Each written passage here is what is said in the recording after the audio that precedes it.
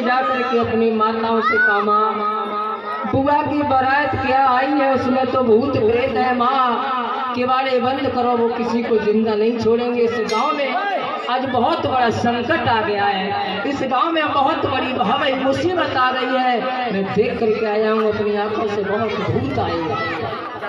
माँ कहने लगी, तुम ये क्या कह रहे हो? अरे क्या कह रहे हो तुम, भूत? माँ मैं गलत नहीं बोलता हूँ, तुम जाकर के देखो, आज इस गांव में घर में कोई नहीं जिंदा बचेगा। सभी लोगों ने अपने अपने किवाड़ बंद कर लिए और कहा कि गांव में भूत आए हैं, प्रेत आए हैं, भला ऐसे कैसे चलेगा? और फिर कैसी बारात आई है? गिरजा की बुजुर्ग राजा की लड़की है और राजा के यहाँ भूतों की बारात ये शोभा नहीं देती है। श्रोता बंधुओं तो समझाते हैं व्यास नंदन श्री सुखदेव जी के सुनोत्तरा नंदन परीक्षित।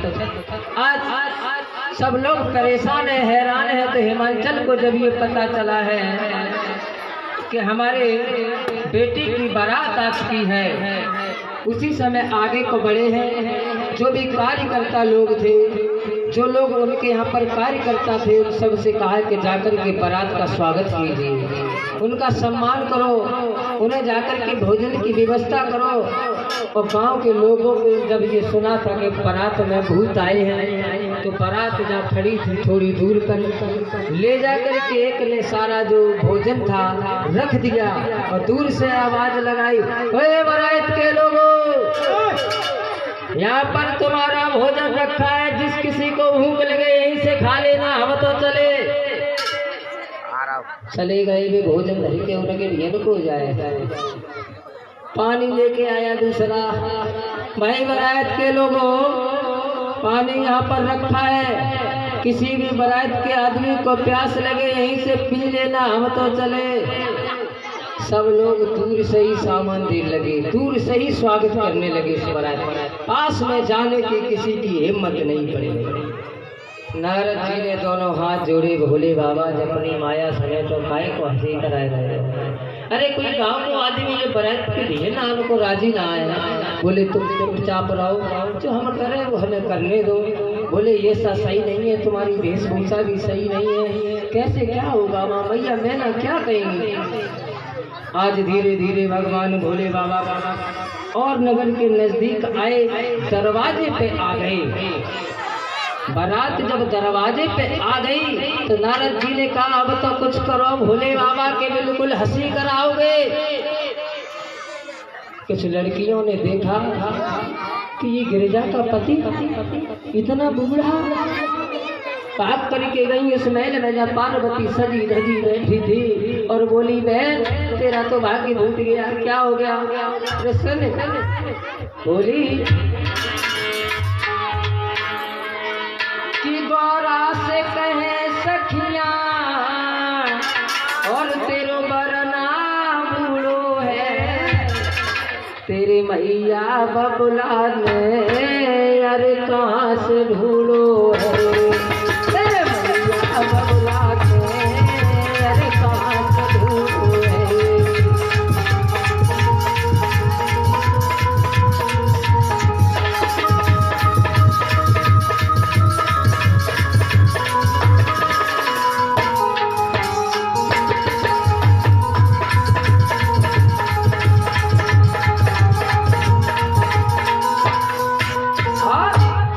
बोली वो लड़कियां जग किनारे डगमगाती और पिचक रही छाती, तो लंदन में पहना अरे आदत है खांसी जय।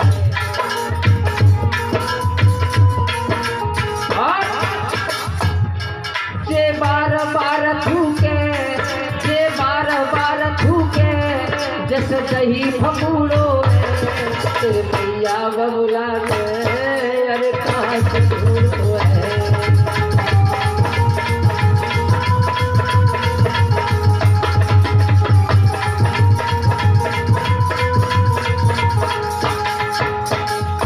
जिस समय ये कहा है पार्वती की सहेलियों ने, बहन तेरा पति मैं देख के आई हूँ, ऐसा लगता है कि 80 साल से उम्र कम नहीं होगी और तुम कहाँ 13 साल की। बोली क्या कह रही हो बहन, बूढ़े? हाँ। तब तक मैना पास में आ गई और मैना पास में आई, कहने लगी बेटियों क्या बात है। मैना से कहा माँ मैं अपनी बहन गिरिजा का पति देख के आई हूँ, बहुत वृद्ध है, बूढ़ा है, चला नहीं जा रहा है, छाती पिचक के पीठ में मिल गई, सर तो ऐसे हिलना है जैसे कोई मोबाइल में वाइब्रेशन लगा दिया हो। बोले अच्छा। देखने गई मैंने और जो उन्होंने अपने दामाद भोले बाबा को देखा तो क्रोध आ गया। धीरे से नारद को बुलाया, नारद इधर आओ। कहीं नारद हम लड़का देखने खुद नहीं गए तो इसका मतलब है आपने हमारे साथ में गद्दारी की, आपने छल किया। नारद बोले भैया मैंने क्या कर दिया? अरे ये गिरजा कह रही थी कि मैं तो भोले बाबा की तपस्या कर रही हूँ और मैं भोले बाबा का भजन कर रही हूँ, मैं इसमें क्या कर सकता हूँ? बोले देखो ये शादी तुमने कराई है और ये वृद्ध दूल्हा तुमने मेरे दरवाजे पे ला करके खड़ा कर दिया है, पता नहीं ये कब मर जाए, बारात लौटा लो, ले जाओ, मुझे अपनी बेटी की शादी नहीं करनी। नारद जी सोचने लगी बनी गई बात लगती है, तो सब बिगड़ी जा रही है।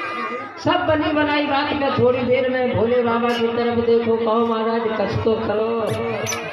अरे इन्हें बहुत क्रोध आ रहा है, बैठे फोटो बना रहे हैं। उधर से भोले बाबा ने इशारा कर दिया, नारद जी समझ में आए से कहते सब संभाल तो हम ले हैं। नारद जी ने कहा कि देखो मैना तुम इन्हें समझ रही हो कि ये वृद्ध हैं, बूढ़े हैं, अरे ये त्रिलोकी है, ये भगवान है। मैना कहने लगी नारद मैंने कहा ना बारात ले जाओ, शादी नहीं करनी। चली गई मैया मैना अंदर और जब चली गई तो फिर नारद जी पहुंचे। नारद ने एक बात कही कि तुम्हारे कहने से मैं बारात वापस नहीं ले जाऊंगा मैना, अगर हाँ एक बार पार्वती मना कर दें, एक बार गिरजा अगर मना कर दें कि मैं भोले बाबा से विवाह नहीं करूंगी तो इसी समय इसी वक्त तो चला जाऊंगा लौट। आज पहुंच गई मैया मैना पार्वती के पास में। पार्वती हाँ मैया एक बात कहना चाहते हैं। कहो क्या कहना चाहते हैं? मैं ये कहना चाहता हूँ तुमसे पार्वती, तुम इस भोले बाबा के साथ में शादी मत करो। अरे कहो ना, आपको पता है मैं बचपन में भजन करने के लिए 2-4 दिन नहीं 44,000 वर्ष तक मैंने भगवान भोले बाबा का भजन किया था। माँ मैं शादी करूँगी तो इन्हीं के साथ करूँगी, इन्हीं का कुंवारी हो जाऊँगी। मैं तो तुम्हारे भविष्य के बारे में कह रहा हूँ और तुम्हारे लिए ही सोच रहा हूँ। कोई माँ ये नहीं सोचती कि हमारी लड़की गलत घर में चली जाए। इस बूढ़े के पास कपड़े भी नहीं है, नंगा आया है हमारे दरवाजे पे और तुम मान नहीं रही हो। मैया जिसे तुम नंगा बता रही हो, जिसे तुम वस्त्रहीन बता रही हो, ये त्रिलोकी है माँ, ऐसे शब्द मत बोलो इनके लिए। मैं शादी करूंगी तो इन्हीं के साथ में करूंगी, अन्यथा किसी दूसरे की दुल्हन बनी के नहीं जाऊंगी। मैं ना कहने लगी नहीं जाओगी तो मत जाओ। अरे हम तो तुम्हारे लिए कह रहे हैं और फिर भी तुम मान नहीं रही हो। देवर्षि नारद अगर कहेंगे तो मैं ये शादी करने के लिए मंजूर हूँ, कोई बात नहीं। देवर्षि नारद बहुत देर तक खड़े रहे। मैना ने कहा ठीक है मैं शादी करने के तैयार हूँ। तब तक हाथ पकड़ लिया मैना का और पार्वती बोली माँ मेरी एक बात सुनो, सिर्फ एक बात। बोली कि मैं बालम धोई लूंगी और पहलना दिया बाला दे बालम धोई लूंगी।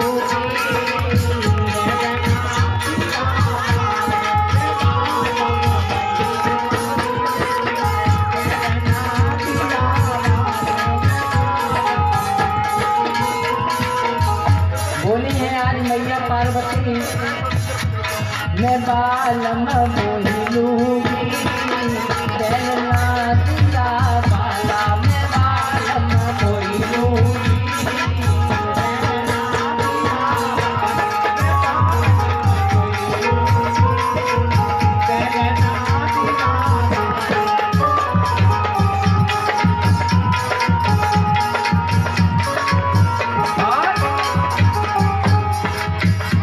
समझा करके कहने लगी पार्वती माँ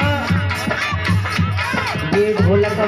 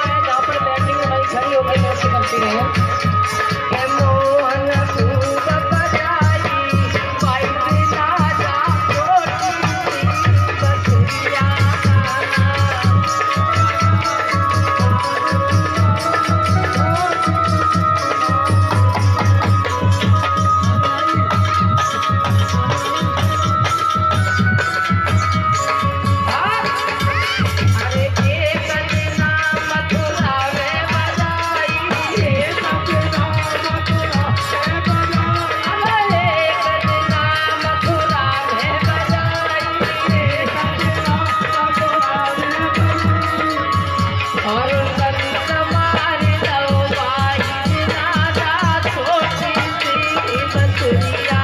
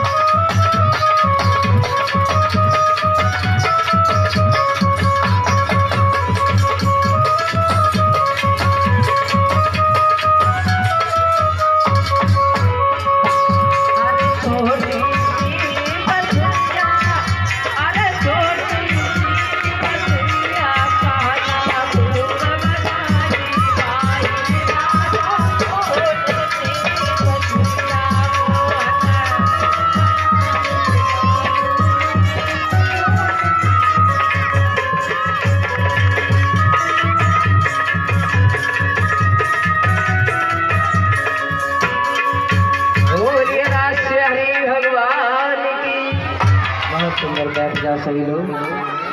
पीछे वाली माता बहनों से कहेंगे थोड़ी थोड़ी व्यवस्था बनाए रखें।